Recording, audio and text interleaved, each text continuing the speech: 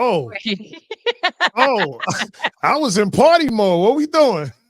First of all, I saw you put them lights on, and I was like, "What's going on over there?" Pay me no mind. I'm just excited about our first show. Damn. Yay! For real. That Part Podcast. Welcome, welcome, welcome. I'm your host, Papa Keith from 1035 The Beat and Just Vote, period. It's an initiative to encourage our youth to get involved with the voting process so we make it all sexy and fun and cool to show them that the cool kids vote too. And my amazing co-host, the one and only Janey Tate from High Low News, South Florida's hyper local news you can catch on the web. If you don't know about High Low, then you just don't know. All right, for real. So That listen, part. that part. So get with the program. Janey, what's good? Hey, PK, thank you for that amazing intro. You like do this for a living or something? Because it's giving very much celebration. It's giving very much. I like her. Well, I do, and we have a lot to celebrate. You know what I'm saying? Just the growth of both of us, and then Yeah. in our own paths, and then coming together to like meet on this level here with that podcast is definitely deserving of a celebration. Oh, I feel the same exact way. Like when you asked me to be a part of this, I was like, me with you for real? Like I mean, the I person was who really got me honored. involved in all of this to begin with, yeah, But like, no, but you're like Papa Keith, like radio veterans, syndicated, do this for real. Like, we all play with this podcast equipment, but you go to a real job and and you talk on the radio for real. Like funny we enough. all want to be with you. But funny enough, this is actually my first podcast, not one I've been on, but first one that I'm actually a part of. I've had opportunities to do it before. It just kind of never worked out. So this is actually my very first podcast. So trust me, this is exciting. That's cool. And you know what? Like, what's really interesting when I've just been talking about it with other people, they were like, I hope it's not one of those relationship podcasts, men versus women hate thing. I Enough said, of no, those. y'all will be surprised when you see, and I think y'all gonna really, really like it. And so when I've even told people just the premise about it, they were like, yo, we need this in the market. And so even before we get into our guests, I want you to tell people like why you thought, hey, this was the time now to do the That Part podcast. Well, listen, you've been working with High Low News to inform us about things that are happening in our community politically and with this climate now, with the big election coming up in November, some major elections coming up in August locally. There was no better time than right now to kick this off, and especially like with this initiative that I'm really serious about with Just Vote. Period. It kind of just all came together, and I needed to. On the radio, I can't really go in. You know what I mean? I got to keep it light. I got to talk about more entertainment stuff.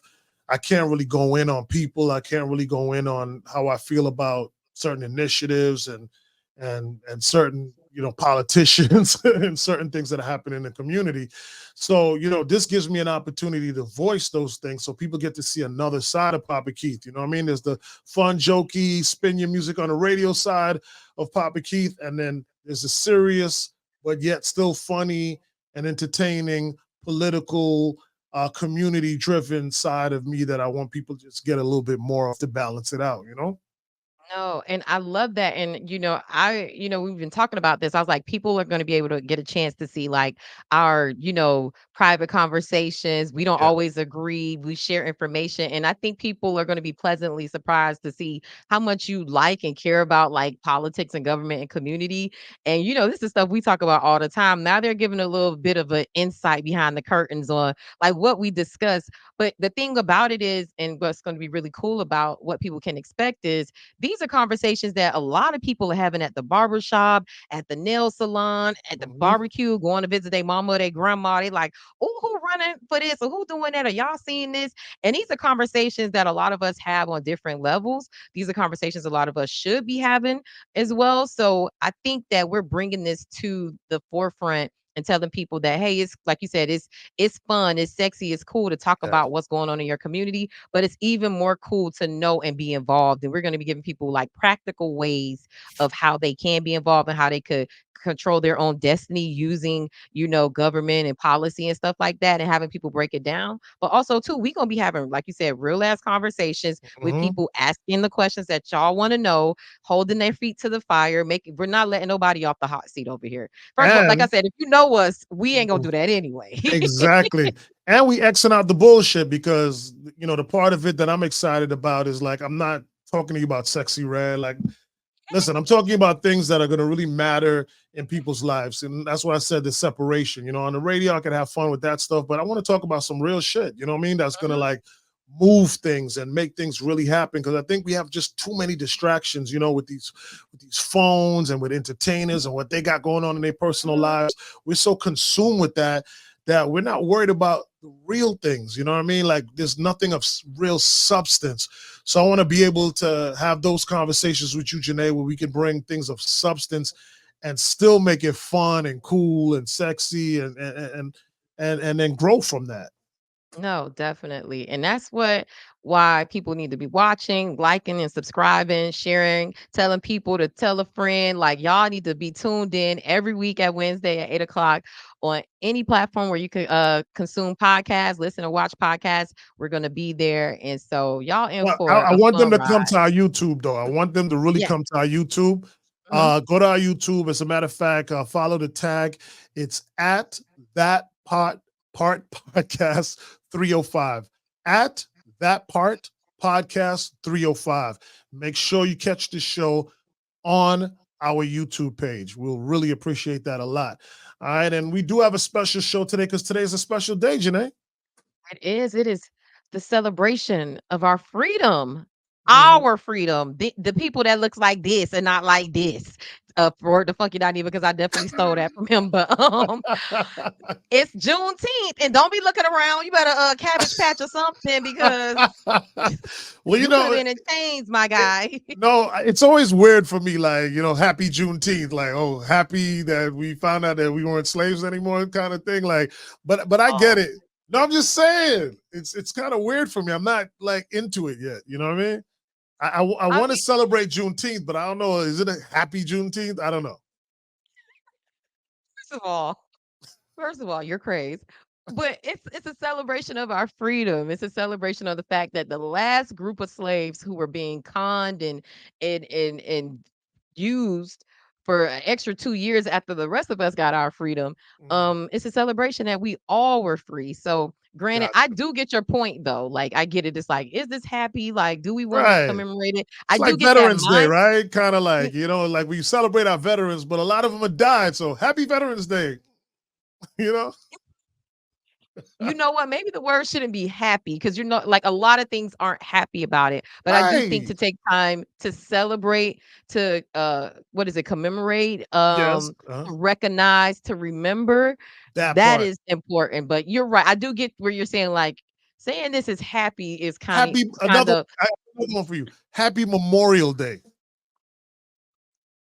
You know what I mean? Like the everyone's word. dead. Like a memorial, there's no going around Memorial.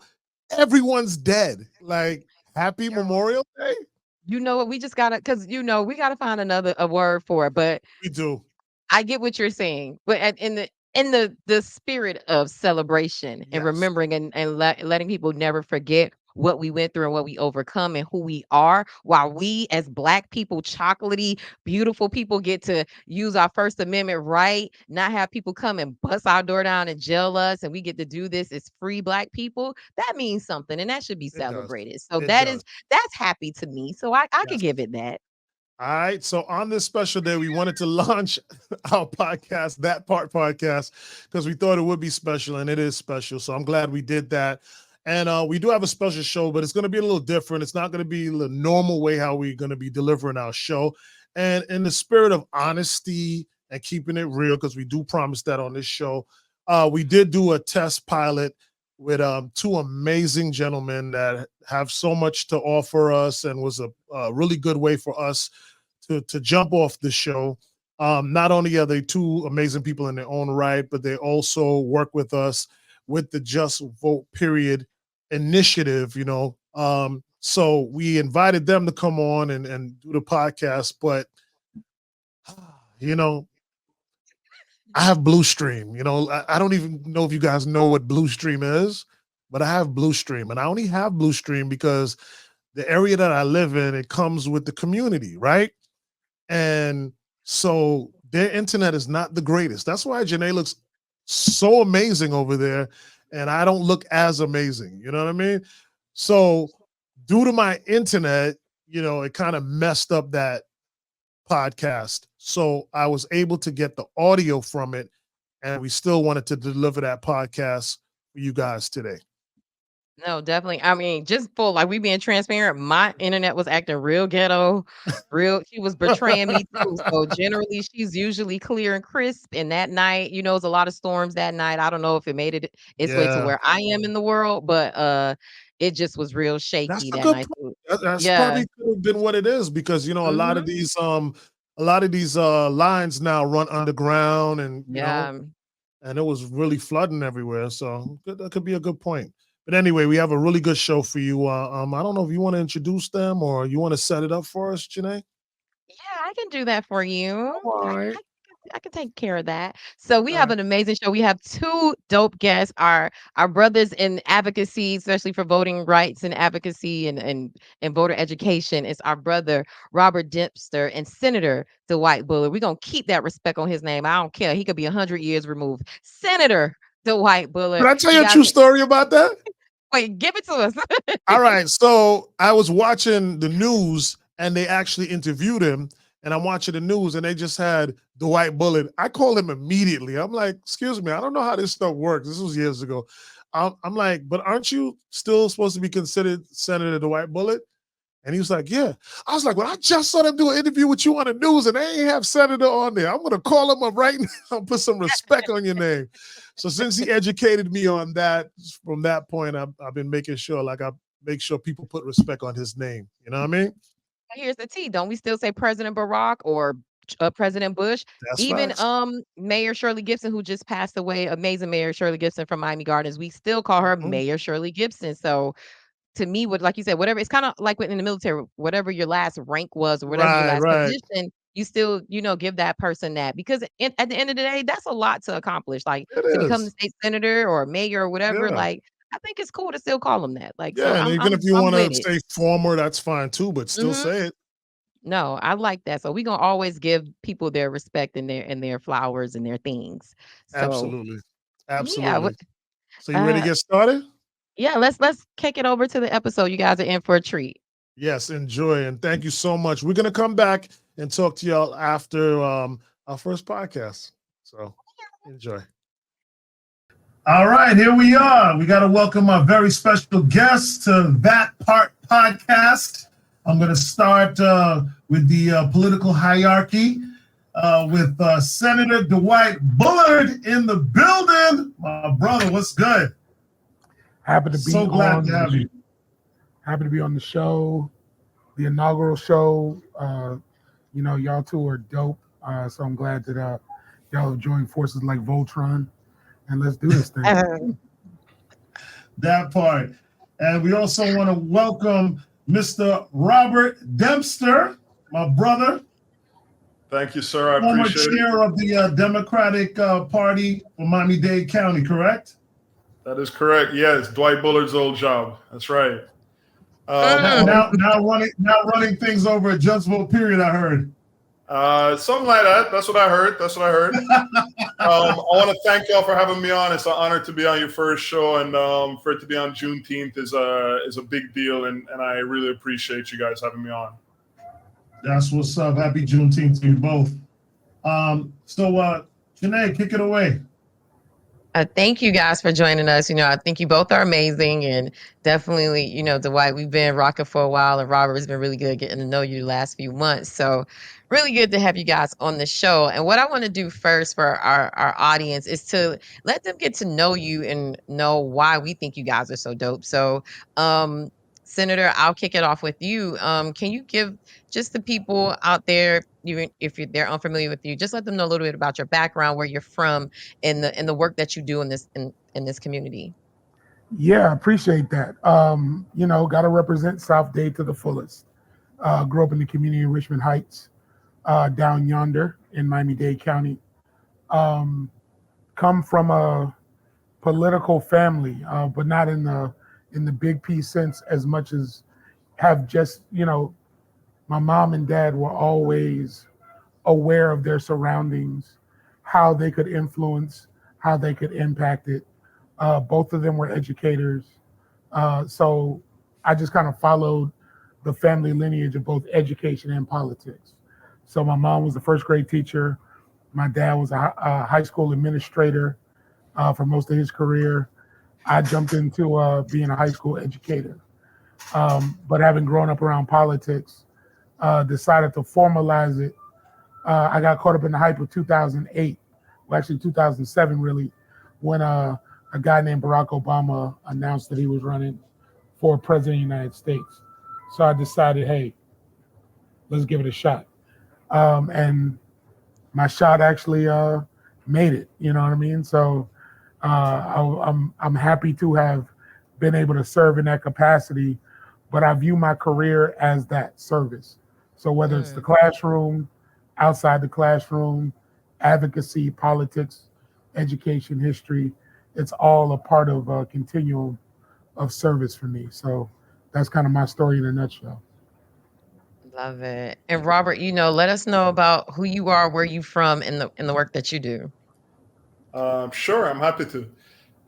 My story is almost the exact opposite of Dwight's. I'm originally from Kingston, Jamaica. I was born and raised here till I was 14 years old. Moved here at 14. Dwight was down south. I moved up north to North Miami Beach.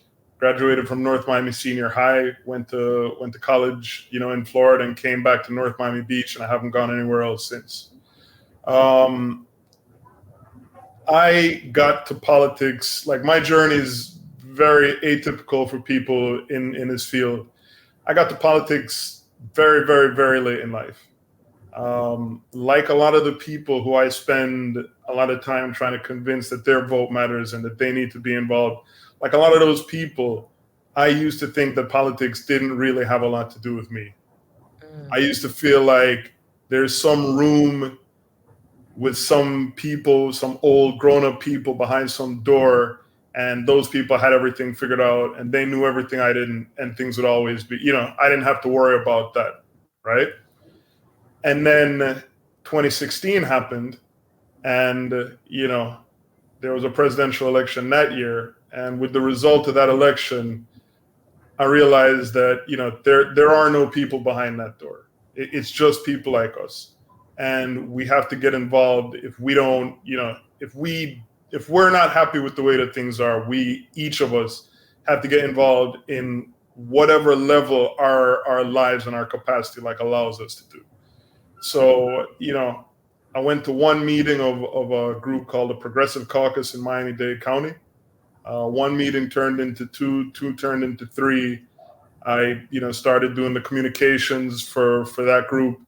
I joined the Miami-Dade County Democratic Party shortly after that. And I basically held I held almost every leadership position that you could possibly hold in that group. Until and then, a few years ago, I ran for chair of that organization. I was lucky to be able to follow in Senator Bullard's footsteps. He was the first Black chair of the Miami-Dade County Democratic Party. I was the second. I was very proud to be able to do that for the time that I did. And so far, it's been the work that I've been most proud of in my life. So that's me, and that's my journey, and that's how I got to here. Janey, what I find so interesting, right? When talking to people, it's always two names that are kind of opposite that really get people to advocacy.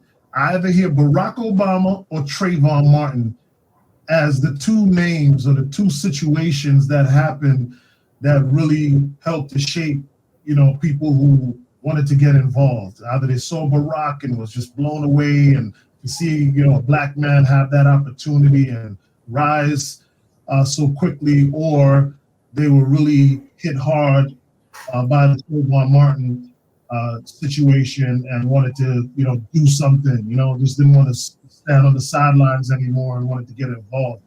And, you know, if you just think about it, it's just two completely kind of opposite type situations right there. So that always intrigues me to hear, you know, every time I hear somebody say Trayvon. That's a good point. Because I hear that a lot too. Like, it was a catalyst for a lot of people to get into politics. I also hear that Trump, depending on what side you're on, like, he also motivated a lot of people to get into politics too. Can I be honest? What? I'm one of them. Honestly, because I you know, when I became like woke, I'm not scared to use that word, ladies and gentlemen. You'll hear me use it. When I became woke 8 years ago. Hey, that's our word. Just so we're clear, Right, like, that's our word. Right. I don't care if you it and try to mean something different. That is our word, and that is not a bad word. That is not something we need to run away from or be ashamed of. I will never be. None of us should ever have a problem with being woke. So I'm sorry. I get very. I love it. I love it. In particular. So like 8 years ago when I first got started, you know, maybe about a few years through when I was really getting deep into it, man, I was talking to Dwight like every other day. I was getting heavy into it. Some of my friends was like, yo, you should get into politics. And I was like, I don't know, man. I'm too vicarious. I like women. I'm all over the place with it. You know what I'm saying? And I was like, nah, because I had this thing in my head that in order to be a politician, like your home life had to be a certain way and all this, because you always see them taking a picture with the family and everything like this and that. Come to realize, you know, behind the curtain, like they regular people too. They this, they that, they cheat, they this. And then when Trump came, I was like, oh, I think I can do this. I was like, I absolutely can do this, you know? So believe it or not, to your point, Janey, Trump also played a role. No, definitely. And that's hilarious. That you're like, oh, he's doing wild shit. I can do some wild shit too. And just so we know, like, out of 46 presidents, the majority of them were messy. Like, let's be clear. That part. The majority of them messy. That part. I mean, they own slaves, but we ain't even finna get into that. So I'm like, can we like? I mean, it is Juneteenth. Hey. Exactly.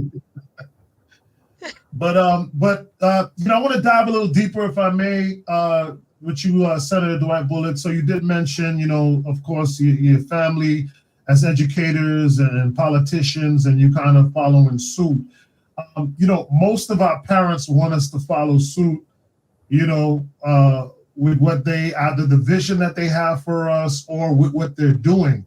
But what was it within you that said, yeah, you know what I'm saying? Because, you know, although, you know, the legacy of your parents is amazing, you've established your own, and I'm sure you've done things with your own twist. So with that being said, what really was it that allowed you to say, hey, I can do this, but I'm still going to be Dwight? Well, let me start off by saying my parents didn't want me to follow in education. Oh, wow. They were like, they don't make no money. Like, it's stressful, like all the things that that teachers complain about. But the problem is they were too good of a role model, right? Like, I spent too many days like helping them set up their classroom or hanging out in summer school, primarily because they couldn't afford, like, you know, for me to do anything. So my dad was like, I got to go to summer school.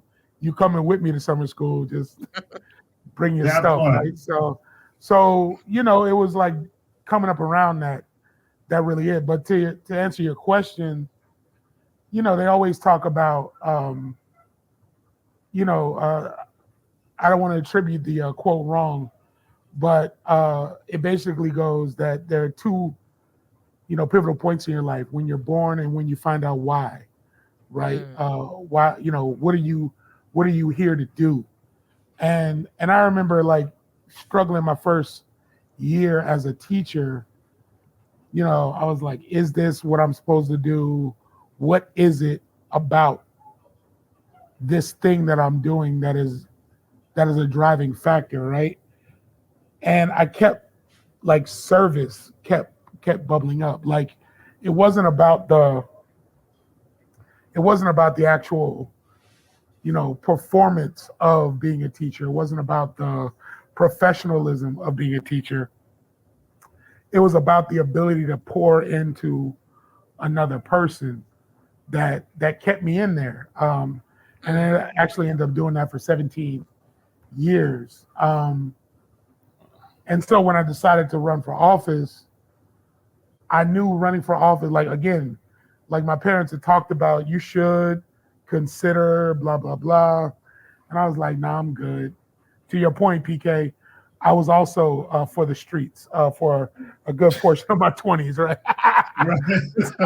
and so I was like, nah, I got too much going on. I got things I want to see. And, Miami, there's a king of diamonds here. There's a diamonds there. There's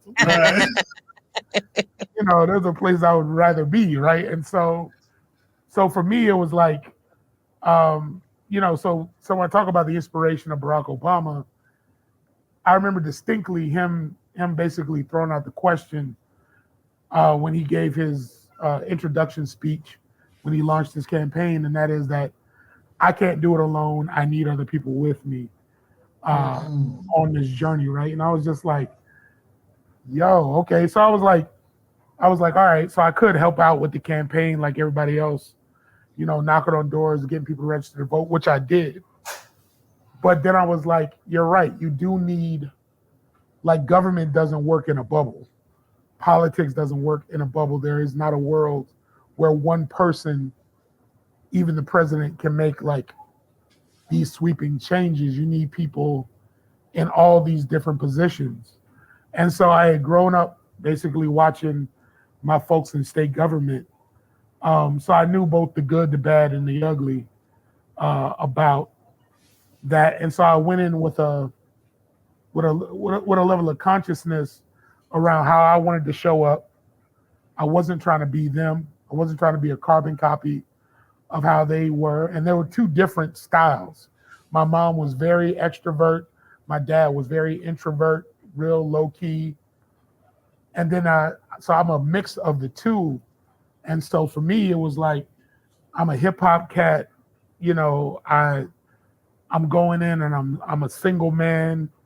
How do I want, like, all those things are factors, and I can't not be that. Like, you know what I mean? Like, I'm not going to turn down the Wu-Tang Clan when somebody's coming into my office, because that is what I'm about, right? And so it was so interesting, and I'll kind of wind down. My mom wanted me to be more like polished, more like, you got to walk this way, talk this way. And I was like, nah, I got to do this on my own. And like, one of the things that I would do is take my life and adapt it to my style of politics. So what do I mean by that? I was out here passing out flyers like a club promoter in the club, but for me voting, right? It was less like, yo, I know you're here. You're not necessarily going to be at the church on Sunday that I'm speaking at. If I need you to vote for me and I'm trying to get a particular demographic to show up, I got to meet them where they are. And so it was incorporating that into it, and just full circle, funny enough, it was some of my people at KOD who actually helped distribute flyers for me. Like, shout out to Super Terry T for being that guy. That part. Wow, Yeah, that's amazing, man. Thank you so much for sharing that. Thank you so much, man. And listen, we love you just the way you are. Definitely. After you made that decision. Janey, you mind if I ask Robert the same question? Yeah. Robert, what was it? Again, you gave us a little history on how you got involved, but what was that moment? I want you to like tap into that specific moment that you were like, wow, okay, this is it. This is what I'm gonna do. And then, of course, you got lost in it. But what was that moment like? Can you just talk us through that process of, what you felt like, what you were thinking, and then what you did to really activate? When you talk about a moment, I have two moments. The first one I remember like really, really, really vividly. It was shortly after Trump won. I know Janey is too young to, remember this. Janey might not even have been around when this. I'm trying to sweeten her up, Robert, please.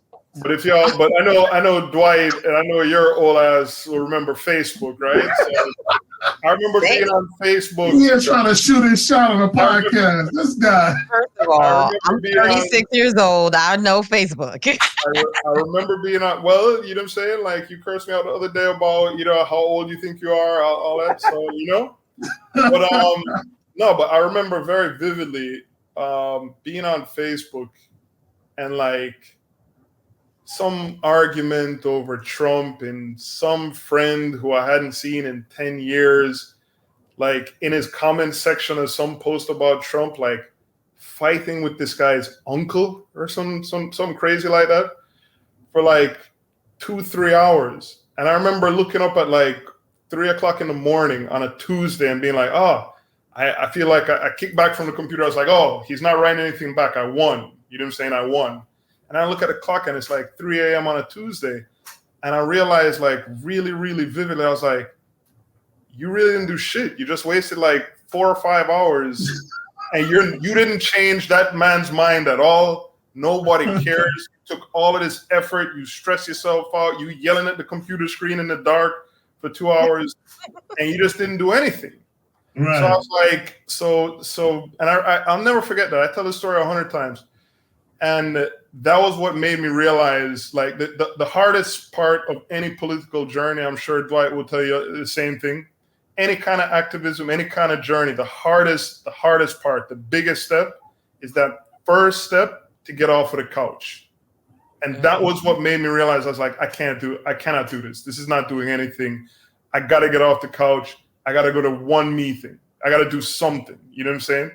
And that was what got me off the couch onto the first meeting. And that's when I realized, I made the decision, like I made the conscious decision, like I am going to try and do something. Even if it is the smallest thing, even if it is the tiniest step, even that tiny step is better than what I just wasted 4 hours doing.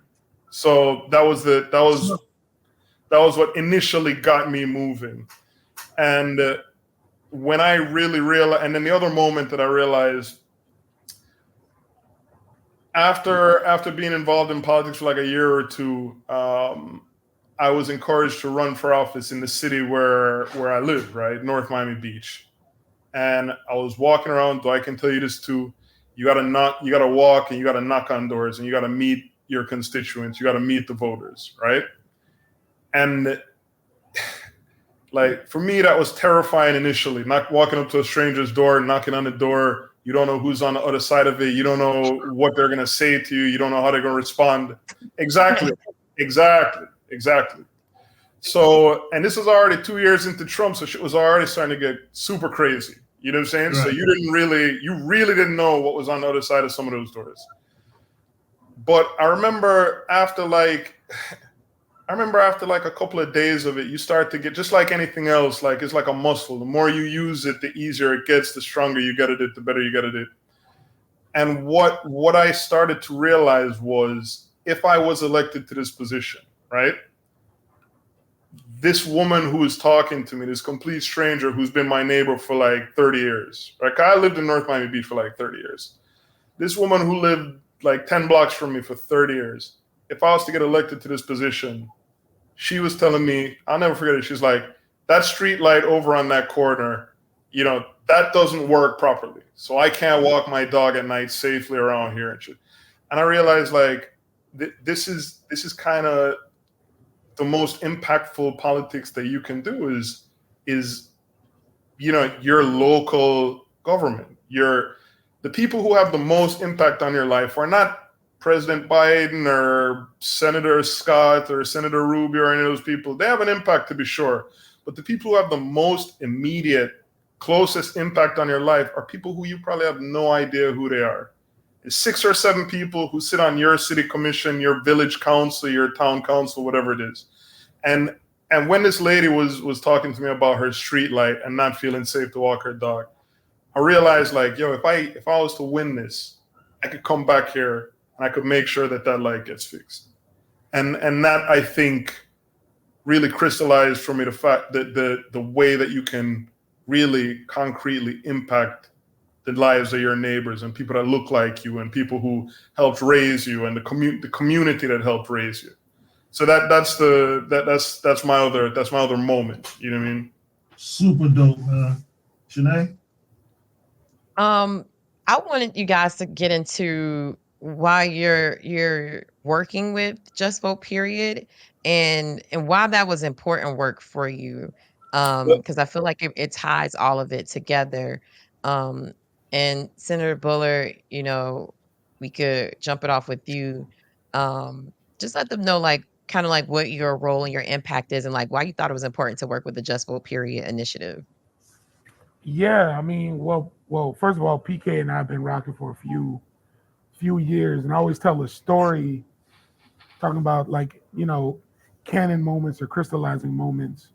My first interaction with PK was him getting an award from the city of Miami, for his work in Little Haiti at the time. And so I just remember then, like, being like, okay, like, he tells a story about politics, and I was like, this is the stuff, right? Like, doing the policy, doing the get out and vote stuff is like the formal aspect of politics. But where the rubber meets the road is people pouring into community, right? And so fast forward, inviting me on the radio, we're having these kind of conversations about the thing.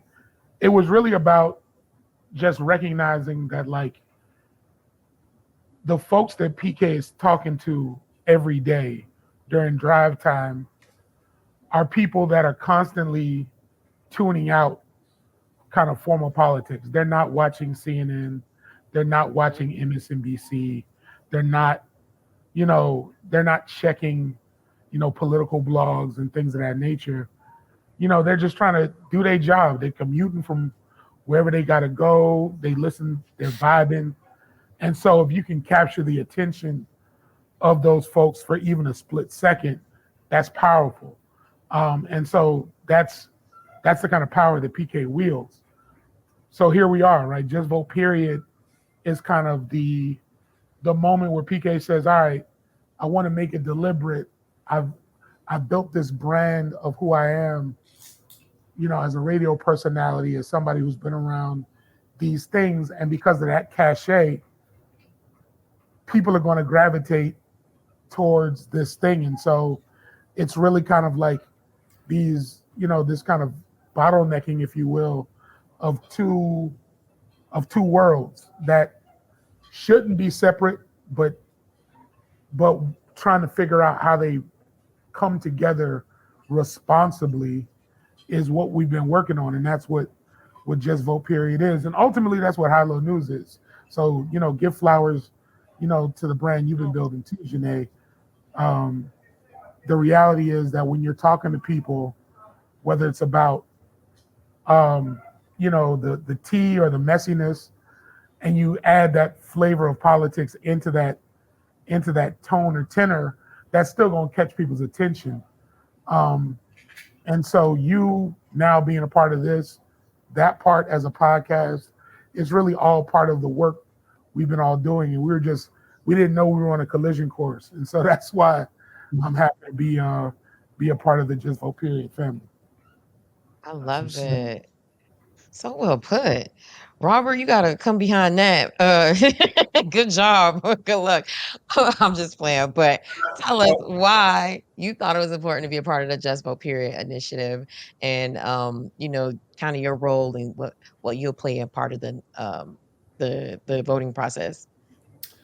Well, I was trying to, I don't know if you noticed or not, but when you was starting to ask this question, I was trying to jump in before Dwight, because I've learned over the years in Miami-Dade, like, you're not really trying to follow Dwight speaking, you know what I'm saying? But that's all good. It actually worked out kind of well because, you know, what Dwight alluded to there is a big part of my answer. You know what I'm saying? I had known, I'm not going to embarrass Keith, but I'm not going to embarrass Papa Keith by saying, like, I do a great job of embarrassing myself, so have at it. No, I'm not going to say like how long, you know what I'm saying, we have known each other. You know what I'm saying? Like since it was 99 Jams days, since 99 Jams was back off of 826 and like 47. Palmetto, yeah. You understand? Yeah. Yeah. So we had known each other for a long time, way before my journey in politics began, and I imagine and I know way before your journey in politics began. But you know, everybody's journey takes a different path, and eventually I got to, you know, politics. I started to move up the ranks in the county party, in Miami-Dade County Democratic Party. I believe I was the secretary at the time, and I think Amendment 4 was a big amendment that was on the ballot. It was a restoration of rights for felons who had served their time, right? And I remember listening to the radio because your show was dope back then. You know, you listened to it on the drive, and I was like, "Is that Dwight Bullard on with Keith?" And I was like, "Oh shit!" And it really showed me that you're very unique, because what you find in your industry, specifically in your industry, nobody wants to leverage their platform in a space that might turn people off or make their audience, or might, offend a portion of their audience or anything like that. They're really worried about that. You had Dwight on there, and you were talking about things that you did not hear anybody talking about on the radio, on urban radio at the time. Not for that age group, not for that demographic. You know what I'm saying? And that made me reach out, That made me reach out to Papa Keith before I was the chair of the party. We took the whole party up to meet you up in Broward there at 103.5. That never went the way that we weren't able to build off of that attempt. You know what I'm saying? But a couple of years later, when I became chair and you were launching Just Vote Period, that was something that, I reached out proactively. I think I chased you up to 103.5 again with Mauricio, right? I came in and we were talking there. And, just what you are doing, the way that you have been using your platform in such an impactful way, I just felt like I really had to get involved in any capacity that I was able to. So, we did we were able to do some work together, while I was a chair. And now, I'm able to get more involved, and I'm actually really, really excited about the work that Just Vote Period is doing. It basically is my favorite part of the work that I was doing, without all of the bullshit that I had to do to be able to do that work. So I'm very excited to be involved with it. And we're excited to have you. Janey, could I segue into something real quick? Yeah, sure. Since we just hot off of that, Robert, I want to talk about your time as chair, and I want to talk about the elephant in the room, right? So you were chair, and you were doing some really good works, and I was having some conversations with you, and you were giving me some ideas that you had for the Miami-Dade Democratic Party as the chair and stuff like that. And then that opportunity was taken away from you. And in all fairness, I don't think you've had the chance to really discuss that. You're a very humble guy. Even when I told you that, I asked you to come on this podcast, and I gave you a heads up that I might ask you about it, you weren't like, yeah, like you were very humble. But I think this is now an opportunity. It's not about bashing the Democrats or anything like that. But, if we don't talk about these things, you understand what I'm saying? Like we miss opportunities of holding people accountable and trying to make things better. So I'm not asking you on a gossip tip. I'm not asking you on any negative tip, but I will like to ask you what happened with that situation so that, you know, we can have a better understanding, and it can also be an opportunity for you to be able to kind of explain yourself for all those who may walk away thinking maybe you were incapable, or, you know, that you did something why that opportunity was taken from you. I happen to know a little bit better, so I want you to have that opportunity to talk about it. Well, I appreciate that. I said earlier that work, you know, leading that party, leading the Miami-Dade Democratic Party, is the thing I've been most proud of, you know, professionally in my entire life. It was the first time I did something, you know, like fully, that I was proud of everything that we did, you know, in that party. When I got that party, we had just come out of the election where Daniela Levine Cava was elected mayor, where we were able to elect the first woman mayor in the history of Miami-Dade County and the first Democrat in over 20 years. What year was that? That was 2020, right? I think that was 2020. My predecessor stepped down in 21 before his term was up, and I ran and won by like 60% against, you know, the nearest opponent. When I got the party, we had no permit, we had no staff. I think we had some fairly significant debts that we owed, you know, because we had run like a very expensive campaign, and, you know, sometimes you got to catch up with that stuff.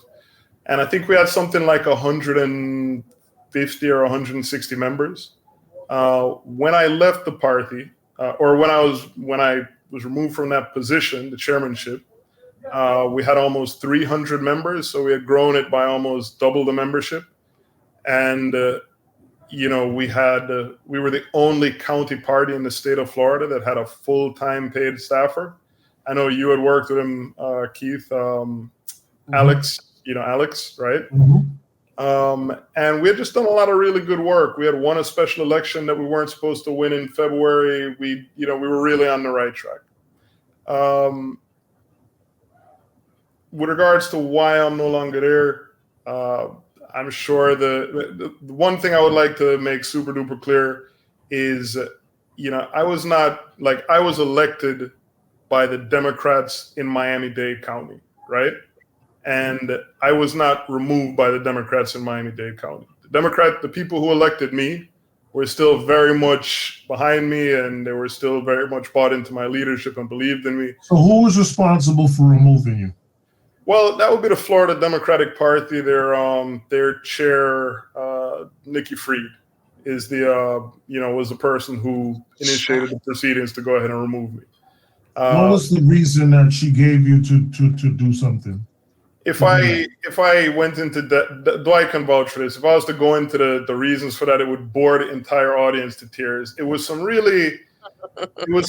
like technical bullshit that wasn't actually true. Like, oh, this bylaw and that bylaw that nobody ever cared about.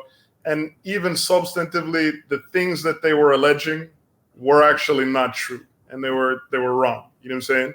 And you weren't stealing, you weren't doing anything like reckless or anything like that. No, not at all. Not even remotely. Not even close.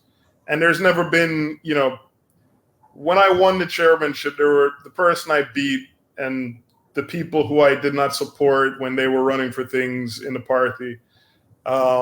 They continued to feel some type of way about that. And really, they made a lot of accusations over the last 2 years. You can Google Robert Dempster and read all of the nonsense. Nothing has ever come out of it. There's never been nothing like ever has come out of it. And they made some really, really reckless like allegations. They're calling me a criminal and all type of crazy shit. And nothing has ever come out of it.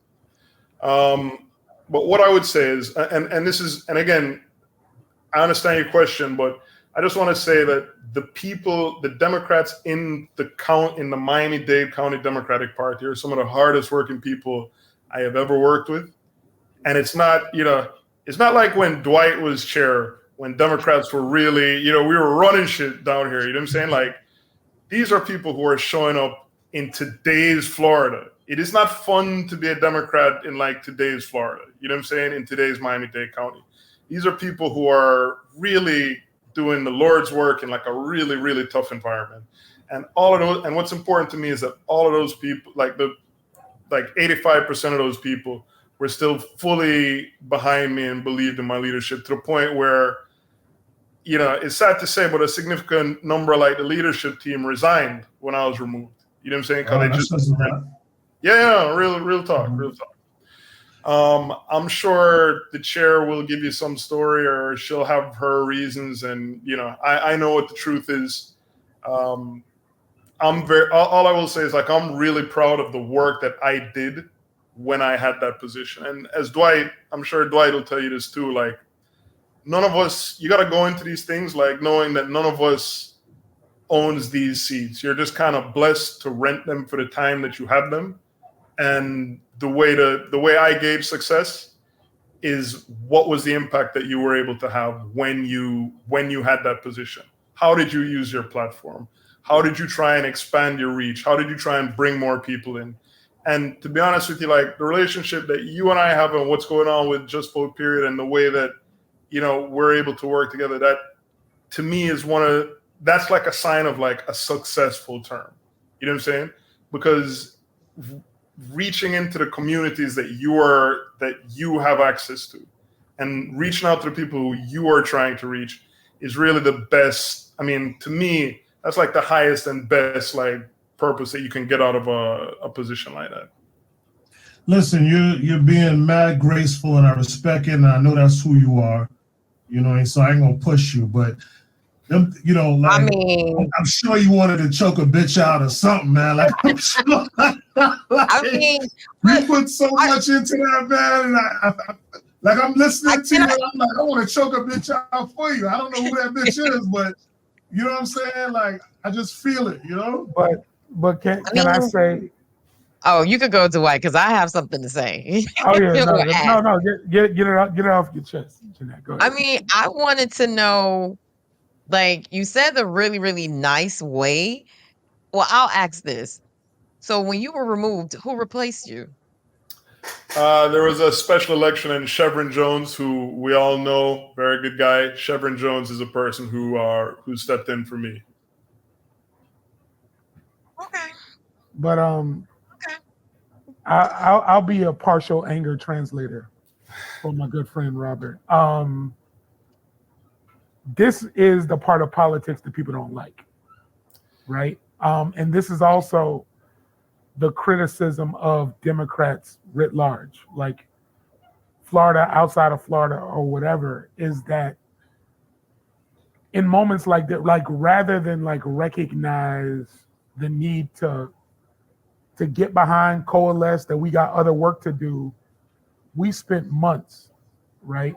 And I say this as a registered Democrat in Miami-Dade. We spent months dealing with this issue that left a lingering stain, a bad taste in a lot of people's mouths. And then people are now, you know, going to try and act like everything's cool. And that's just not human nature. That's not. So to your point around wanting to choke a mug out, right? It's like, yeah, like, people still got that energy and are going to be like, nah, I don't trust the words coming out of that person's mouth, because I know what you did, I know how you did it, and I know who you did it to. And that is one of the biggest frustrations, even going back to the work that I did, is that, like, you know, as the community says, stop playing in my face, right? Like, and too often times, politicians, party officials play in people's face and then try to pivot and be like, well, nah, you ain't just see what you just saw. It's like, no, I literally, like, you said that. And it's like, and we bring like the Donald Trump of the world into it. And by no means, Donald Trump is trash. Let me say that outright for a number of reasons. But he's honest trash, if that makes sense, right? Like, he's not hiding the fact that he is garbage. He says garbage things. He does garbage things. he hangs out with garbage people. So when you turn around and be like, hey, Donald Trump, you know you're garbage. He's like, yeah. That's who I am. And the problem is people who do garbage things and then try to act like, throw the rock and hide your hand. This is why people get turned off. Right now, and I'll just say this as a matter of fact, right? The largest party in the state of Florida registered are MPAs, non-party affiliated. Like neither the Republicans nor the Democrats have a majority of the registered voters in the state anymore because people are over it for the most part. And so again, this ties back into Jezebel period, because these are the people that we need to holler at, like to understand. And we can talk a little bit more about like why your vote is important regardless of party.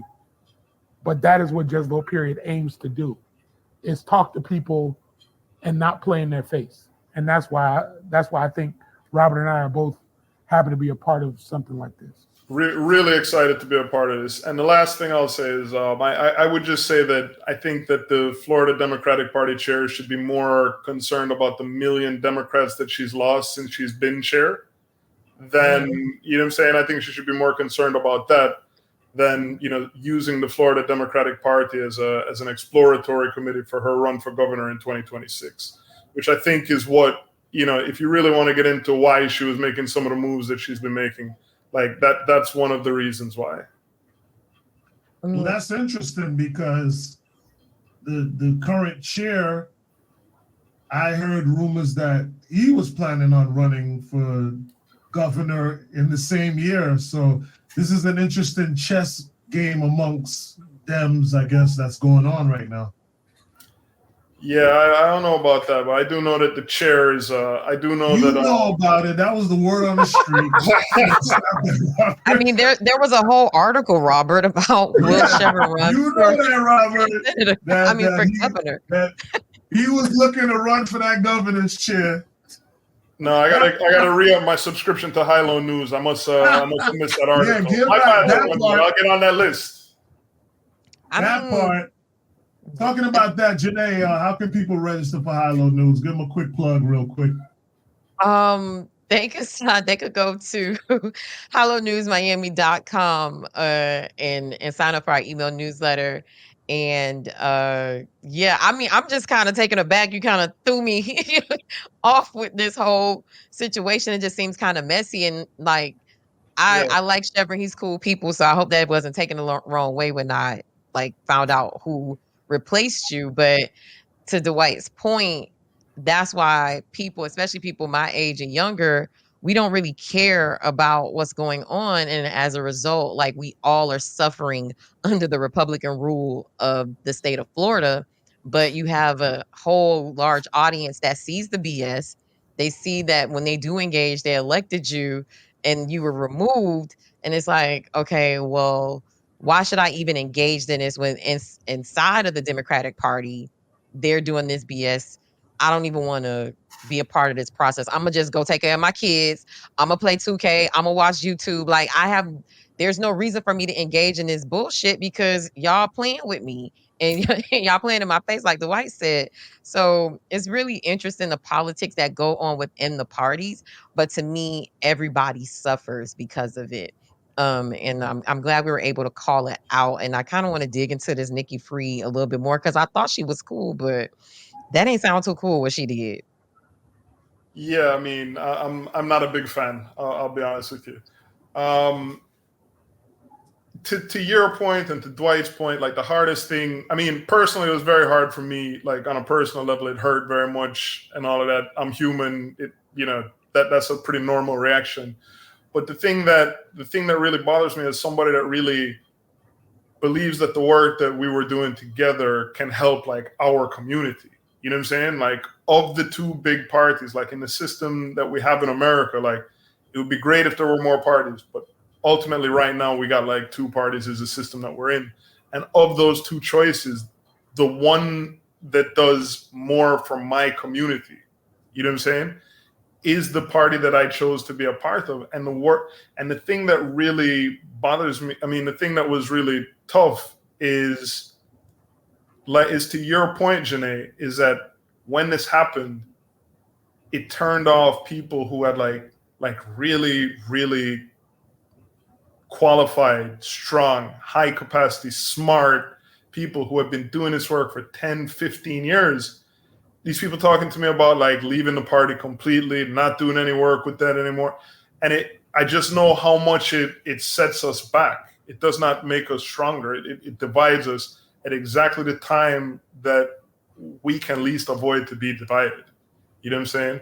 So with all that being said, I'm still a member of the Miami-Dade Democratic Party. I still show up to the meetings. I still do all the work that I can do. And I do that so even without the title, I can set an example for the people, you know what I'm saying, who believe in me and give them a reason to keep showing up and not to disengage. Because I believe that is important. You know what I'm saying? Like, it's important. So let me get into something juicy, Janey, because this is what I'm trying to figure out. Do you think that in this coming election, the Democrats can actually lose the vote in Miami-Dade County? I don't believe we'll lose the vote in Miami-Dade County. Why? We lost in 2022, but we lost in 2022 because we had, we had Ron DeSantis and we had Charlie Crist running at the top of the ticket. And Ron DeSantis was, his campaign was much stronger. It was much more well-funded. Dwight can tell you in midterm elections, there's a drop-off in turnout also. National organizations did not, national organizations. I'm just saying. I'm just saying. No, hold on. Let me ask you. Get me out here. Right. You're not feeling the candidates, right? A lot of the Dems are feeling unrepresented, especially the black ones in Miami-Dade County. Okay, let's just call it what it is. Then the other part of it is just Miami-Dade County has more of the Latin population that is clearly sided with Trump and the Republicans. So I'm asking, do you really believe that Miami-Dade County Dems can really save Miami-Dade County? I question with everything that we're seeing that's happening right now. I do believe it. I wouldn't come on here and lie to you. Couple of things. One, the Hispanic demographic. Dwight can tell you this. Dwight can co-sign this, or you can correct me if I'm wrong. Right, Dwight? If you look at the Hispanic demographic down here, once it gets to a certain age, I think 55 and up, that is very, very, very much Republican. But below that age group, we have a much better chance. We have a much better ratio below that age. Is that right, Dwight? If they vote, if they're motivated to vote, if they come out. So I will lift this up as to what the real possibility is, right? There has to be a motivating factor. So using 2020 as an example, the reason Daniela Levine Cava gets elected is because there is a Democratic majority in the county. Mm-hmm. Now, yes. I will argue that is a shrinking majority from 2016 to 2020. So, if you're looking at it from a sliding scale standpoint, PK, I definitely see where you could draw that. But I would also argue two things. One is that you have to look at where black turnout is most likely. The reality is a lot of the black candidates will be on the ballot in the August primary. So you're going to see a lot of Dems show up then around reelecting those folks. And then in terms of black participation, it still becomes a mixed bag going into November. But there is in my opinion, two catalysts for the November ballot. One is women's reproductive rights is on the ballot. You have Amendment 4, which deals with protecting a woman's right to choose. And I really do believe that regardless of party, people who feel a type of way about this backsliding into the Handmaid's Tale isn't something they want to get down with, right? And I think the other thing is going to be marijuana, which is also going to be on the ballot. You know, we have full legalization of recreational marijuana on the November ballot. And a lot of people, I mean, part of, you know, the Just Vote period push is to get people understanding what else is on the ballot besides the president. Right. And so when you think about that from a pure demographic standpoint, if I'm an 18 to 34-year-old who either knows somebody or has engaged in marijuana use, has seen people impacted, you know, by the criminal justice or the criminal injustice system around the use of marijuana, right? This is an opportunity for you to course correct. And so, to Robert's point, I think you're going to have a Democratic advantage. I'm not going to say it's overwhelming. No. I'm not going to say it's, you know, it's going to blow the hinges off. It may be even smaller than in 2020, but I still think you're going to have a Democratic advantage. But I also want to lift up, a lot of it's going to be helped by non-party affiliated folks too, because those same demographics exist in the county where a lot of people have now become registered NPAs. Well, here's my fear and here's my concern. And Janey, chime in on this, please. Feel free. It's like when I was sitting there watching the results with Hillary and Trump, everybody swore that Hillary was a shoo-in. They was like, you understand? So my concern is that level of confidence that I guess some Dems have based on whether it's the amendments that they're gonna think is gonna pull them through. Well, call it arrogance.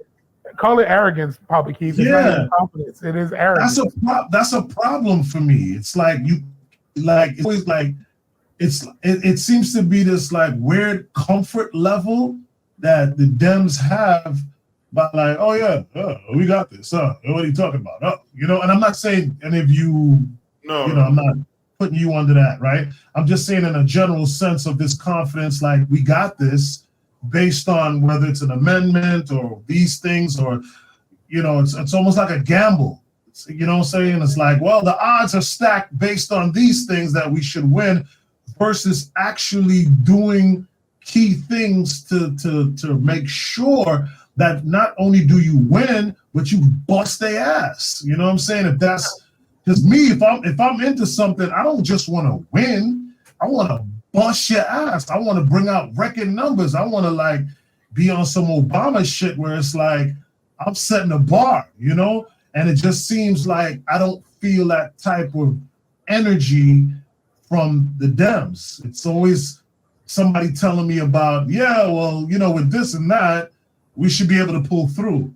The fuck? Well, let me be really, really clear on this. I'm not super confident about anything in 2024, right? Just so we're clear.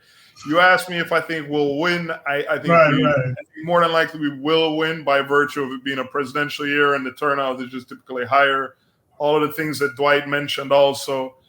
But, you know, to Dwight's point, if we win Miami-Dade County, we are not going to win Miami-Dade County by numbers that we should be proud of.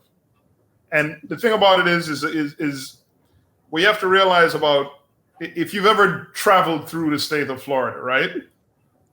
You know that once you get north of West Palm Beach, it's a completely different state, right? Yes. And south, and I say that to say that like the way that this is supposed to work is that there are supposed to be so many votes down here for Democrats that it offsets the rest of the state. And when we were winning Florida, that's how we won Florida. You know what I'm saying? So even if we win Miami-Dade, right? I expect that we will, but even if we win Miami-Dade, that is not, that's not the work that we need to do. We still have a ton of work that we need to do. And a lot of it is the work that Just Vote Period is going to be doing. Is reaching out to a community that typically does not show up in the numbers that it needs to. And, explaining to, just kind of getting out there what is actually happening, like what's being done. Because I'm sure Dwight can speak to this as well, but I know I hear what everybody says about President Biden and all of that. But if you look at the policies that he has done, if you look at the things that he has done. Oh, you mean the things they don't talk about, the things they don't brag about, the things they don't shine the light on? Oh, so what am I supposed to dig under some cover and dig up 6 feet of dirt? That part, be like, 100%. I actually know somebody whose student loan got forgiven. I actually know somebody, but they don't talk about this shit, dog. So it's like you got somebody on this call whose student loans got forgiven. My student loans got forgiven, and let me tell you that I'm not joking. That's like a life-changing thing. Like when that happens, of course. It makes a real. It makes like a real. Yeah, but that's to my point. It's like you're telling me about what Biden's doing. But Biden they're not making a whole to do. Every time they want to trash Trump, like fuck Trump. Like focus on what you got going on, what you did, what you've accomplished, and lead with that. And it's not just student loans. It's not just student loans. It's it's environmental things. Like it's all of these things that we all want done. They have done a tremendous job on a lot of these issues. Now, that's not to say that there are not a lot of things that I personally would like to have seen handled differently in these last 4 years. You know what I'm saying? That was very diplomatic of you, Robert. You understand? Yeah, we're on the same page, right? You know what I'm saying? But there are enough things that have been done that make a big difference to people that look like us, to our community, to our age group. They don't know about it, Robert. These people that I'm going into the clubs with and I'm connecting with, they don't know about it. And if there are people who've gotten they're not speaking to it. I would have a whole campaign. I would have a whole, instead of trying to like have me come meet fucking George Clooney and Julia Roberts and all this goofy shit, I would have a 60-second commercial running with like 10 black, 10 Spanish. Hey, thank you, Biden, for something like. You're right. You're not wrong. This is where I acknowledge that the Democrats always bring a clipboard to a knife fight for some reason, and this has been part of the problem for a while. So you're absolutely right, PK. There needs to be more. There should have been more conversation. This is something that has bothered me for the entirety of the current administration, and they want to wait till the 11th hour and be like, "Oh, look what we did. We should really tell somebody." But this is how deep it goes, and this is why it's so frustrating. And I'm not trying to be ageist because listen, I love my dad's 80 years old. I love that guy. However, when you have an 80-year-old making decisions, they're making 80-year-old decisions. I'll give you an example. To date, I have yet to see Joe Biden on the Breakfast Club as a sitting president, right? That means that you're intentionally missing out. And the thing about it is he's using so much traditional media that he's missing that fact that people aren't watching traditional media at all, especially once you get below the age of 50. You're talking about higher performance of black men on YouTube, higher performance of black women on Instagram, in terms of where they're getting their information from. This is all statistical data that is available to you. Now, I'm not saying that you should jump out here doing TikTok dances either at 80 years old. That no one wants to see that either. But die doing that. Right. But at the same time, it is like there's a very much a particular generational ego that is attached to the president of the United States. And what do I mean by that is it's like I don't want to let someone else tell my story in a compelling way. And the only time people are telling your story is in these very, very concentrated bubble-like invite-only events. and that's not getting it done. So to your point, that's when they need to get other people. That's when they need to get information out to high-low news. That's when they need to make sure they're calling on 103.5, because to your point, everybody's missing it. I was in DC, and that was literally the conversation the entire time I was there, was like, y'all aren't telling the world anything that y'all did. Like, do you understand they gave $16 billion to HBCUs, which everyone sits there and talks about Trump giving money to HBCUs. That is a $10 billion increase over what Trump gave to HBCUs. And he gave a significant amount in terms of $6 billion, right? But he talked about it. Exactly. He had them come up. And that's what I'm saying. He just the other day, to what you're saying about the Breakfast Club, he just said, I mean, as goofy as it was, I saw it. He had Sleepy Hollow and the guy in the Bronx, Right. come up. You know what I'm saying? But Right. so how so the aesthetics of that, right? Dwight, as much as we as I watch DL Hughley and I listen to Dwight and Robert, and they're telling me, oh, it's smoke and mirrors, man. Don't fall for that Trump bullshit. He's just trying to get the black folks. He's and sexy red and all of that stuff. But he's doing something. Right. Versus the others not doing anything at all in that regard. You're exactly right. You're exactly right. And in a vacuum, a lie is better than silence. I mean, You see what I'm saying? So, Jenna, I feel like, go ahead, Janey. no, I'm just, and honestly, it's really happening here on this call, and I'm not even gonna try to call y'all out, but I'm gonna call y'all out. So I'm the youngest one on this call, and I've been like fighting to get in. And so I feel like that is also the issue too, because we have a lot of people who are informed about the issues, and they're having conversations among themselves about like why this isn't working and why the Democratic Party is this or this party is that, instead of coming to the demographic that they're not reaching, that they need the numbers from to be able to get the things done. And I think, and I would love to know, Senator Bullard and Robert, your take on, okay, we know the Democratic Party is full of shit. We know the Republican Party is full of shit, but we still live in this system where we have to deal with them. Like, we still need our roads done. We still need lights. Still need infrastructure. We still need jobs. We still need education, healthcare, all of the things. Why is it there not some type of coalition, whether that is cross-racial or even economics or even just black, where we're like, fuck what they got going on.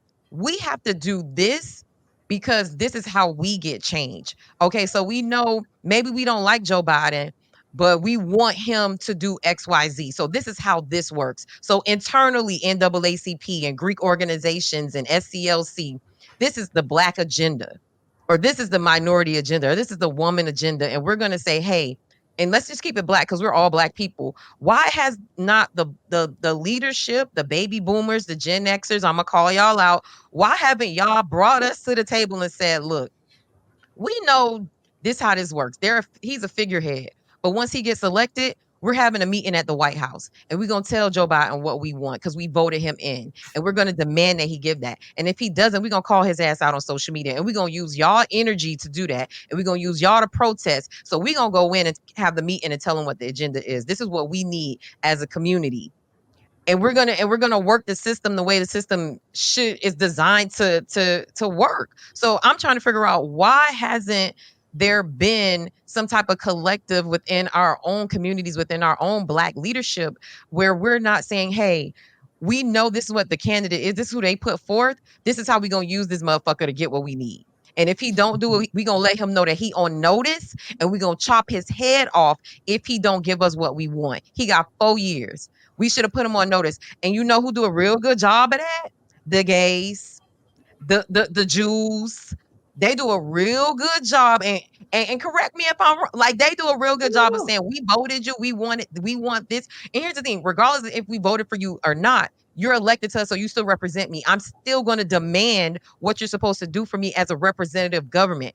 So you're not my president because you're a Republican. You still are my president. I'm still going to demand that you give me what I need. So why hasn't the Black community, why haven't our elders organized in that way? I'm so frustrated that they sit and they talk on these platforms, but nobody's organizing to say, hey, we still need to work this shit so we can get what we need. Because we still poor. We still segregated. We still got the issues. So yeah, spot on analysis, Janey. The answer to your question is, and I love my people. Like his thing, I love Black people. I don't like all Black people, and the reason I say that is because we don't like to wield power. The economic power of Black people would make us the 13th largest economy in the world. Just American Blacks. We're not even talking about Blacks worldwide.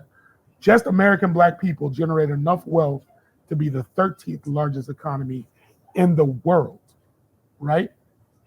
But we act like we only rubbing pennies together. We act like we all get on stamps together. We act like we ain't got no juice in this thing. And then the other piece is the point you raised, right? Folks who are older than us on this podcast collectively are sitting in these rooms, sitting there talking about, well, you know, it's our best option. This is what we got to do this time. Just slow down. This, that, and the third. And so that is a point of frustration. But then the other thing is we're also not making the collective demand, right? We settle for pennies every time. Every time. Every time.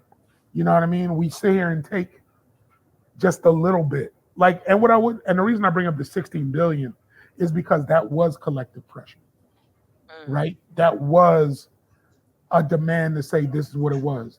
The reason you get a Black woman Supreme Court justice was all of us speaking in the same tone and tenor to demand the thing that we want. You said you made the promise. This is what it's going to be. It was wholly Black women that got Kamala Harris on the ticket. Let's be clear. Black women got together and said, under no circumstances are you going to be able to just get away with just having a woman on the ticket. It has to be a Black woman, right? So when we get in alignment, or as Beyonce would say, get in formation, we definitely know how to make the move happen. The problem is we get picked off so easily. You know, my parents used to always say, you can give a chicken sandwich to somebody and they will sell you out in a heartbeat, who looks like us. And that is oftentimes what happens is they will find somebody who will be the spokesperson for the people. They'll give them a title and position and they'll get out here and just, you know, you quietly talk about it all the time on High Low News. I'll be over here like, ooh, Janey, say the name, Janey, say the name. And you'd be like, some kind of people I'll be like, and I'm going to be perfectly clear and I'll shut up after this, right? And I'll use Miami as an example. Does anyone know what is the largest Black city south of Atlanta? Miami Gardens. Thank you. So you're telling me Atlanta's the Mecca for Black people across the board. You're the second largest Black city in the South. ... Right? You know what I'm saying? You are the third largest city in the state of Florida, in Miami-Dade County, right? Which means it makes you in the top 10 of largest cities in the state.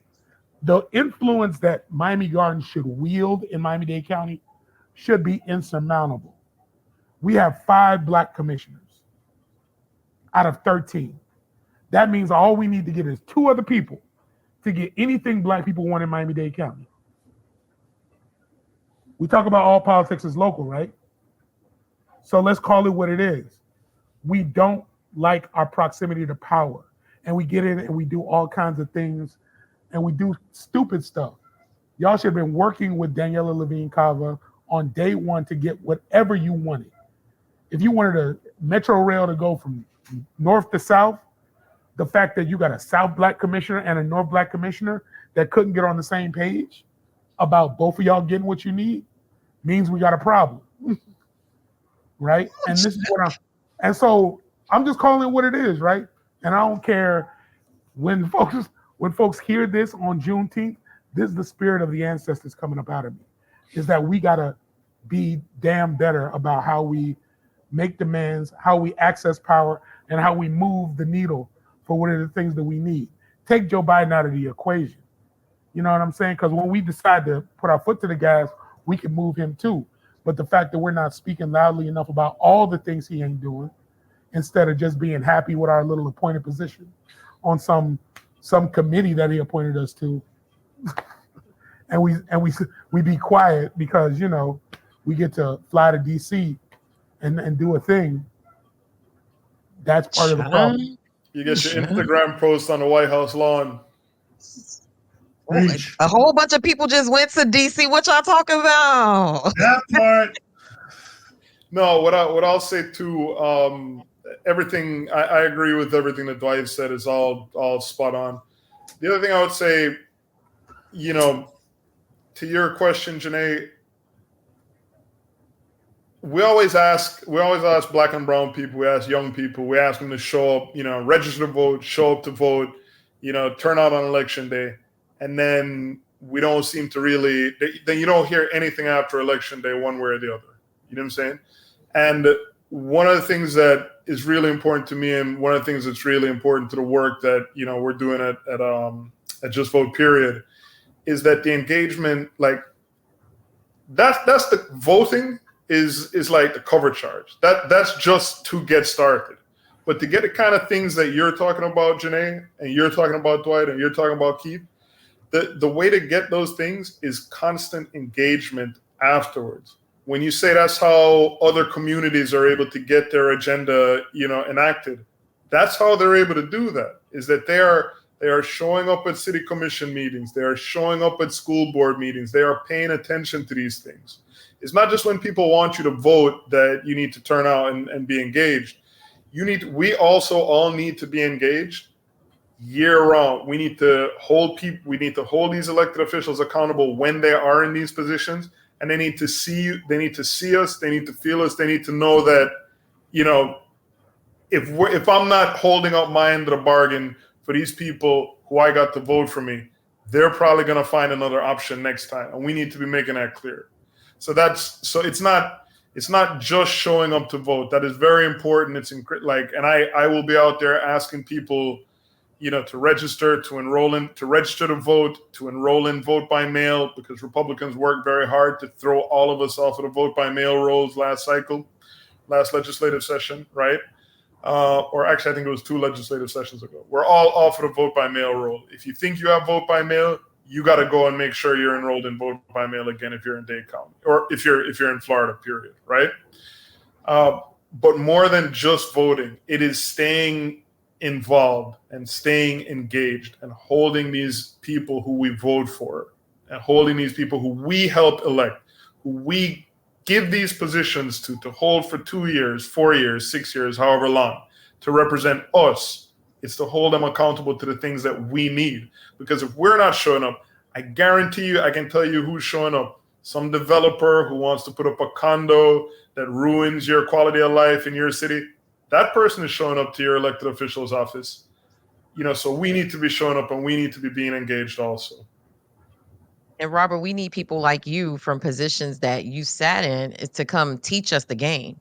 So going to the younger generation and saying, hey, this is how you do this and this is why you do it. And I have articles coming up on High Low News. One of the ones that we're working on is, who do you spend money with for your campaign? People are raising millions of dollars locally. So I'm going to do a report that shows, are you spending with Black-owned media? And are you spending with Black-owned marketing firms? Who's within your camp? Because you have a direct impact economically. And so we need to break things down more for the everyday person to say, hey, this is why you should vote locally. Forget the candidate. You tired of your street looking messed up? You want more business grants? You want more education, this, whatever, teaching them how government works for us and putting it in everyday terms for them. I think we need more people like you, because you understand the game, to come and break it down for us and say, hey, I know you don't care for them, But this is why you should vote for county commissioner, because you remember you wanted them crackheads from off the corner of your street and you needed more police presence, but you also want the police to stop beating you up. This is how you get this done. Like, we got to break it down to the things, the least common denominator of how it's affecting us every day. Like when you brought up the example of the lady with her lights, that's a real thing. I don't want it to be dark over here. So let me teach you how you use government, how you use elected officials to get that done. Sorry, PK, I know you had your hand up a long time ago.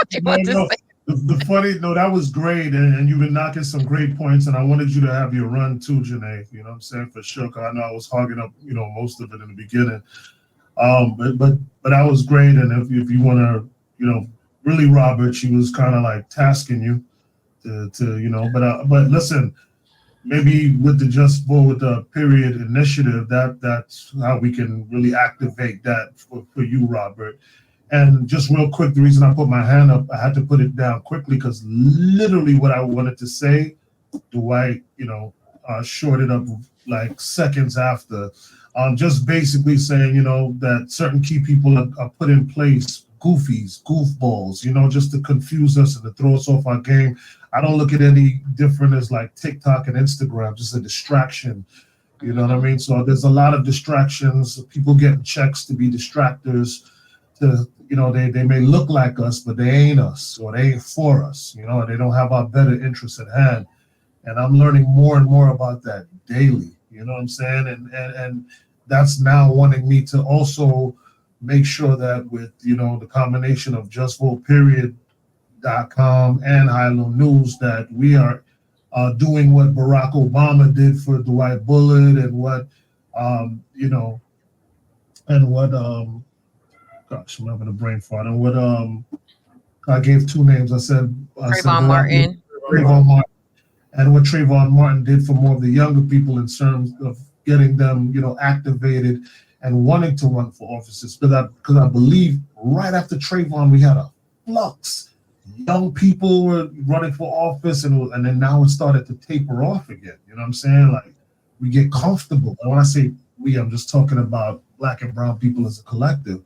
We just get too comfortable, or we just give up so easily, not understanding the true importance, of why we thought about doing it or why we need to be doing something. So, listen, this was amazing.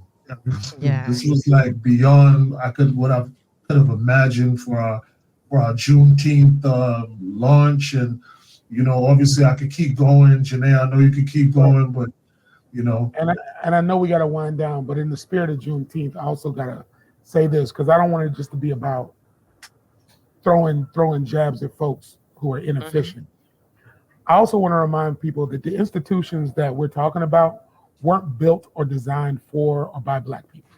That right? part. And That so, part. so to Janey's point around like teaching the game, F the game. What I'm trying to encourage folks to do is reimagine a world that is for you, by you.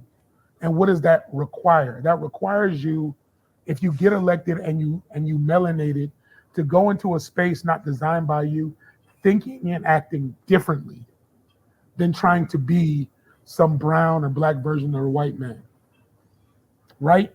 Because you just can't go into a space and try to tinker around with an institution that was meant to hurt and harm Black people. You have to go in there pulling out bricks and taking a sledgehammer to the way in which they structure things. And that is the thing that bothers me most about us, is we get inside these spaces and think we can maneuver and manipulate and get some and cajole and get somebody to like me. And then we come back to the community and be like, well, we didn't have the numbers. Or we didn't have, there's only a few of us, so we didn't. Listen, operate differently in the spirit of the ancestors, because we wouldn't be here without them, right?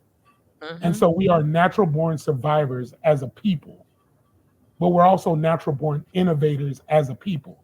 This country wouldn't be this country without us. And not just in terms of the labor, I'm talking about the creativity, I'm talking about the passion, I'm talking about everything else. So the idea that you have a blueprint on how to do things differently, like when someone comes up with jazz, When someone comes up with hip hop, when someone comes up with, you know, all the inventions that we created, the air conditioner, all the way up to the super soaker, that's not coming from them thinking that they're a white person. That is from them being innovative as a black person. And that's all I'm saying is for the people on this who, you know, are thinking about just vote, period, make the demand. If you want police to stop killing you, say that.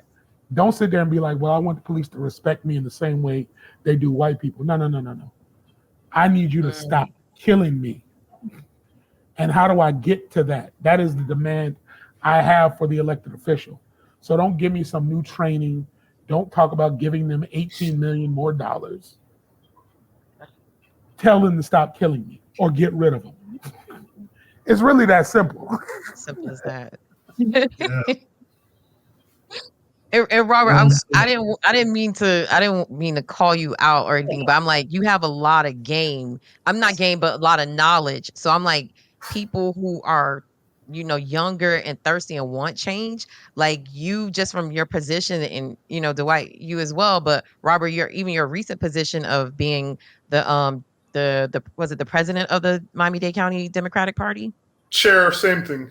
The chair, like you having that knowledge, like you can give so much to people that they just don't even understand. Like even our private conversations, you broke down some things for me where I was like, oh really, I could do XYZ. And so that's what I mean by like even what you were saying too, Dwight, like we're saying too the same thing. It's like, yeah, show us how we go in and not play this game. Like, okay, we don't want the police to kill us anymore. We want this. You guys understand how the system works. So what do I need to do as a voter and or elected official to make sure we could get these things done for what we want to see in our community? So I think also too, to bring it back full circle, I think that's the special thing about Just Vote Period, the group of us that are working with Just Vote Period and what we all believe in. You know, if you guys haven't figured it out, I'm a part of Just Vote Period as well, not just Robert and Senator Bullard and PK. We're trying to cut through the bullshit and the minutia of what the party and politics and all this stuff and saying, hey, this is the information that you need.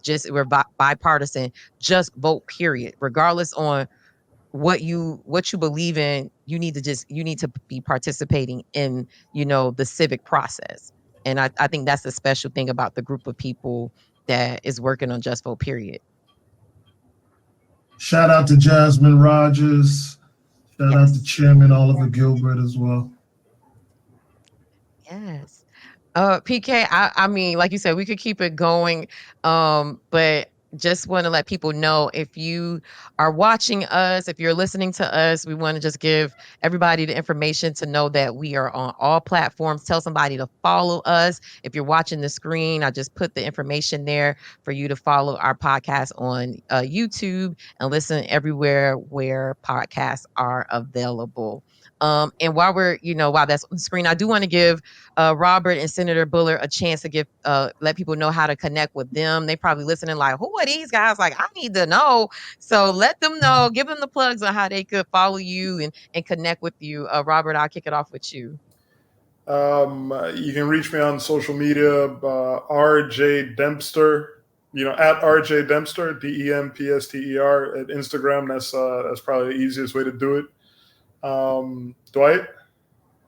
Oh yeah, same thing. As Janae's pointed out, I'm an old head, so you can find me on Facebook and Instagram exclusively.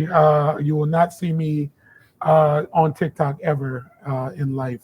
So you're not out there doing the dances? I'm not out there doing the dances. So you can text me, you can call me, you can email me, or you can find me on those two social media platforms. I think I still got an active MySpace page out there.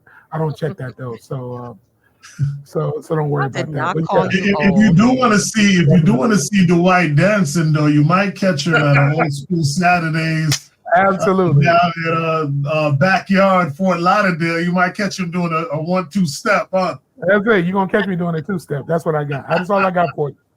You know what I'm saying? I ain't got that body out of yacht. None of that stuff. Not that body out of yacht. PK, I'll throw it to you. How can people follow you on social media and all the initiatives that you have going on? Listen, hit me up on my Instagram personally at Papa_Keith. That's PAPA_KEITH. Please follow Just Vote Period on Instagram. Go to the website at justvoteperiod.com. We have some really cool information on there about why it's important for you to vote, as well as some of the amendments that may interest you, like marijuana and the abortion, as well on there. And Janey? And you guys could follow me at Janey Tate, JANEYTATE, on all social media platforms. And of course, follow High Low News. That is my publication, where it's the only news site in South Florida dedicated to Black and Brown millennials. We're covering everything from politics to entertainment and everything in between. That's HYLONEWS, High Low News. And if you're looking at the screen, it's on the screen. So I have Papa Keith's information, Just Vote Period, High Low News, and my social media handle as well. This has been dope. Wow, Yes. I feel like we coming out the gate kicking PK. They gonna be scared. Dwight, especially you said something. Robert, you gave a T. They gonna be like, "What are they doing over there?" And I love it. Be scared. Be scared. Yes, be scared. We coming.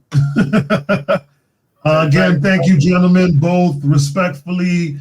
The first two Black chairmen for the Democratic Party, Miami-Dade County. Love and proud to call them both my friends. Mr. Robert Dempster, thank you so much. Senator Dwight Bullard, thank you so much. I love you both. My beautiful, talented, fearless, amazing co-host, Janey Tate. You are amazing and awesome. Thank you for all of your true leadership. They always say behind every amazing Black man or man there's a woman, but some cases they're also in front. And you have led the charge for me to be in this space. So I want to salute you and thank you so much. And I always found it weird saying Happy Juneteenth Day, but I don't know how else to say it. I'm just gonna go along with all the other happy this, happy that, happy the other. But of course, our first broadcast is on Juneteenth Day, and we are going to recognize it. I don't know quite how to feel about it still, but we decided to celebrate it with our inaugural show. You know what I mean? So that's how we're doing it. That part. Thank y'all for watching and listening. We're back. Hey, y'all. Did you miss me? Did you miss me? Did you miss me? His name Barnell. Barnell. All my Martin fans already know what that was. Yes, they did. And for those who don't know, now you know. You know what I mean? So please excuse us, but all our following That podcast will be full video. So you can look forward to that. But we hope you enjoyed it, right, Janey? No, definitely. Like you said, because the energy and the conversation was so raw and so real, we were like, we got to figure out a way to save this. And honestly, to me, it's the perfect way to, like you said, jump off our show, because it kind of embodies the spirit and the energy of what we want people to take and receive from our show. So I thought it was a real raw, honest conversation. Yeah. I'm excited to see what comments you guys are leaving for us. We're gonna be taking all of that in. So y'all make sure y'all let us know what y'all thought about this first episode. Exactly. And hopefully, if you're not watching us on YouTube, please hop on over to YouTube, follow us at That Part Podcast 305. Leave the comments on our YouTube so we can get to those, because that's what we'll be looking at first. And listen, we appreciate you. We know it's going to be a slow start, but we're going to get rolling, and we have so much more in store for you. So many special guests. We're going to keep it high low, hyper local. Things that are going to matter to you here in South Florida, which is going to be really important to us. We plan to do this in series. So we're going to start off with an 8-part series, right, Janey? I think that's what we agreed to. And then we're going to take a little break. We're going to keep the first 8-part series very local, because we have some local elections coming up in August. Then we'll take a break right after that. Then we'll come back and attack the presidential election and all those amendments and all those different things, statewide and nationwide, and get some really amazing guests on here to talk to you guys about the things that actually and really matter. That part. Yes. And I'm gonna put it out there in the atmosphere. Anybody listening, Joe Byron people, Donald Trump people, y'all better come y'all need to come over here.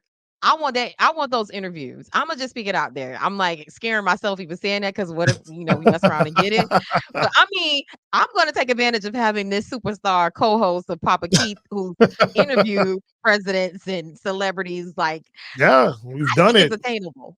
Yeah, 88 years ago, Barack and Hillary and Cory Booker, a lot of them were more Dems. But listen, this is bipartisan, although Yes. Janae is going to have her strong Dem views. But A little moderate, a little. but definitely, this is going to be open to everyone, and we want different opinions on things. So, we're going to be really cool about that. No, definitely. And I'm a journalist at the end of the day. So being unbiased and just telling a story and telling the truth of what something is what I'm all about. Yep. So, what my personal views are doesn't affect the information that I feel like the community and the people who are listening deserve. So I really hope that and we're going to be actively reaching out to people on both sides of the aisle. I want to have both perspective and I want to have that conversation with all type of people because at the end of the day, to me, real talk, as a Black person, I don't really have a party affiliate loyalty to anybody. I'm Right. what aligns with my best interests, like, and whoever is going to be the best person for that job, whether you blue or red, to me that's who gets the vote. To me, that's who gets the support. So that's how I feel. That part. Real talk, girls. That part for real. But this was great. Thank you so much again. Please follow us on YouTube at That Part Podcast 305. See it scrolling at the bottom there. Also follow our Instagram. Same thing at That Part Podcast 305. Become a part of That Part Podcast family. We appreciate you. We look forward to delivering another amazing podcast next Wednesday, 8 o'clock. We live on that YouTube. Check us out. All right. Papa Keith, Janey Tate, Hilo News, Just Vote, period. Yes. Bye, y'all.